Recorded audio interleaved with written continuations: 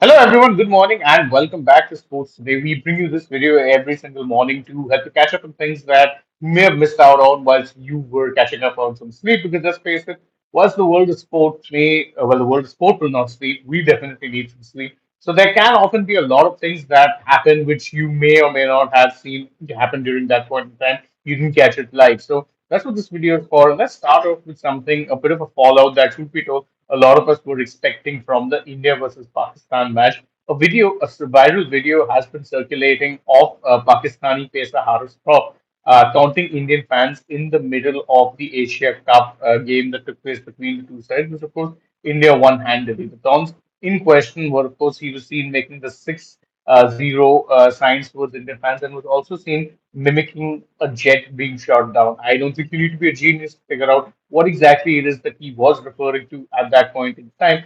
And it just goes to show you once again that whilst Pakistan on one hand will cry and say, oh, let's not mix sport with politics, but it is perfectly okay when they do it. It's just not okay if Indians do it. I don't quite understand where it is that this comes from and why this double standard. But I guess it is just, let's in fact say that, it's just fairly bog standard when it comes to them.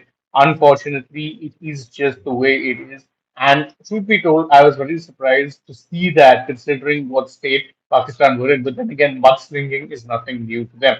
Speaking of course, the India-Pakistan game, two social media posts which I really wanted to highlight after yesterday's game came courtesy of none other than India's heroes with the bat, Shubman Gill and Abhishek Sharma. So, taking to social media platform X, Abhishek Sharma posted some pictures of the match and simply captioned it, "You talk, we win." Similarly, Shubman Gill also posted some pictures of the match and says, "Game speaks, not words." Obviously, they were referencing the fact that they ended up getting into verbal spats with Haris Rauf, and they were pretty, let's say, they stood their ground, held their own during that point in time. But credit to them, they made sure to actually not let it reach a point where there was too much mudslinging. They channeled that anger into their game, and then they ended up, let's say, responding on the field, which is exactly how it should be in these circumstances. There's no point trying to wrestle with a pig. They will only drag you down into the mud and then end up, let's say, enjoying that fight. So makes no sense getting into the dirt. It is better that the Indian team took the high road, responded by actions and not words.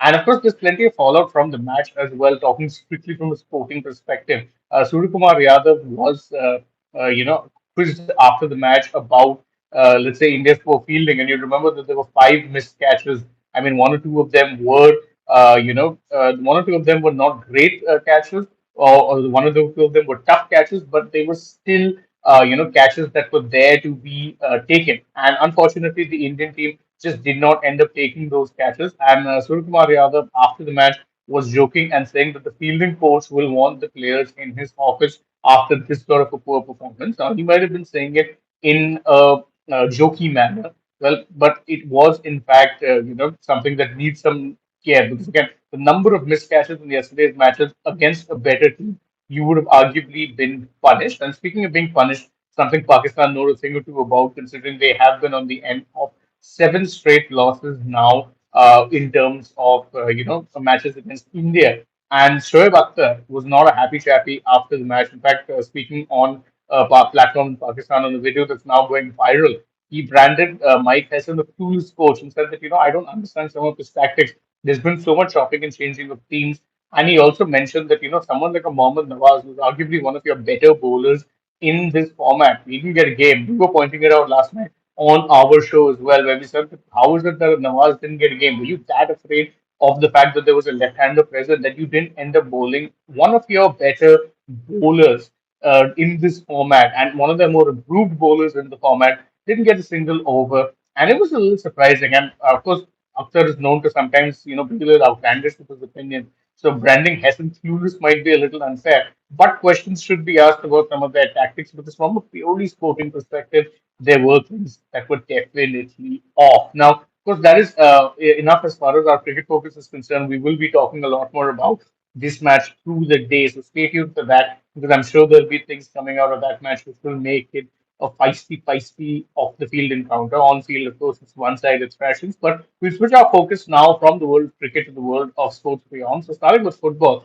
There are a few question marks now over what the future of the ISL will look like, the Indian Super League, which is, of course, India's top tier football tournament. Why? Because the amended draft constitution for the AIFF states that the nation's top league should, in fact, be owned, operated, and recognized by the AIFF. We know that the ISL is a privately owned league that operates with the AIFF's blessing, but the operational let's say, matters that pertain to that league are taken care of by Football Sports Development Limited or FSDL. So it will be interesting to see how it is that the ISL is structured going forward because you remember that the master rights agreement that the AIFF has signed with FSDL is expiring. And of course, even if the league starts in December, which is potentially the plan, there would need to be some sort of a restructuring of how it is administrated, how it is that it's owned, how it is that it's run, if it is to fall in line with the AIFF's own draft constitution. And also, speaking of the world of football, yesterday there was an interesting match between Man City and Arsenal,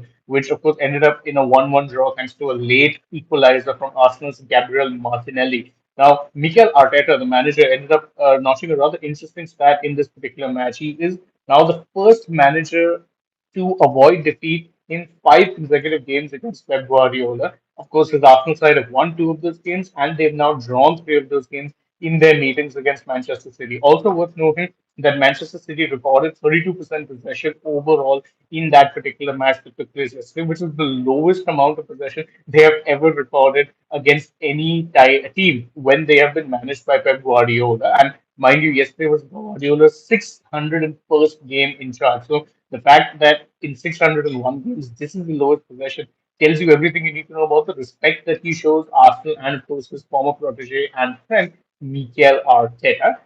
More football news. Barcelona ended up registering a rather comfortable victory over Getafe, a 3-0 victory, and it also saw Marcus Rashford, who performed well for United in the midweek Champions League game against Newcastle United, scored 2 goals, came off the bench, and provided another assist. Now, why it is that it's interesting that he came off the bench because Rashford was actually dropped prior to the game to the bench because he ended up turning up late to training. A familiar sight for anyone who's been, following his career in Manchester United. He has had problems with discipline when it comes to reporting training on time, sometimes having night outs. So the fact that he's late, not really a surprise. The fact that Flick, the disciplinarian that he is, chose to drop him, also not a surprise. So it is interesting, but the fact is that he did end up also coming off the bench, providing an assist. So all in all, fairly good in that regard. A bit more quirky news now, and we'll go over to the world of tennis. The Laver Cup has come to an end, and Team World actually ended up beating Team Europe 15-9. That's despite the fact that Alcaraz ended up winning his singles match that he was supposed to be playing. But this particular edition of the Laver Cup has seen Team World look far more dominant than Europe at this point in time. So the Laver Cup has, in fact, ended. Team World looked pretty dominant, looked pretty convincing for most of it, which does make sense considering some of the talent that represents Team World.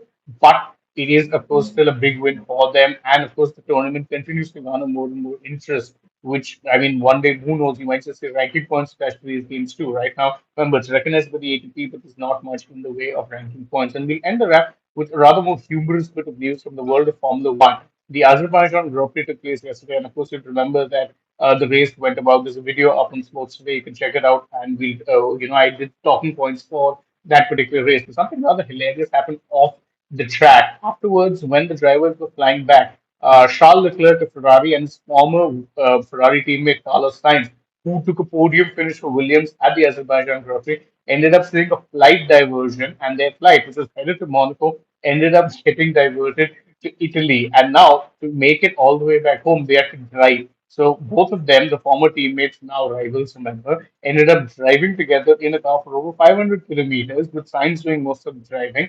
And they had to drive all that way to then get back home to Monaco. And Leclerc was seen joking on Instagram saying that, listen, I thought my Azerbaijan Grand Prix was bad, but now look at how it is that it's ending. I mean, I'm having to be driven home by my ex-teammate who ended up getting a podium finish whilst my team struggled. Obviously, in a good-natured manner, but of course, you could feel Leclerc's pain just a little bit in those words. And that's it from us on this edition of the Morning Rapid Sports today. Thank you guys so much for joining us as always. Appreciate you joining along with us and leaving your comments, sharing your thoughts. If you enjoyed this video, if you feel like it would be something that you want your friends to see, don't forget, like, share it, subscribe to the channel if you haven't already. Tap the bell so you know when we go live or upload a new video. Also, Follow us on social media. We're on Instagram, X, and Facebook. Don't forget to download the Sports app and stay tuned. There will be plenty more coming your way through the day. Now, from my side, it is bye.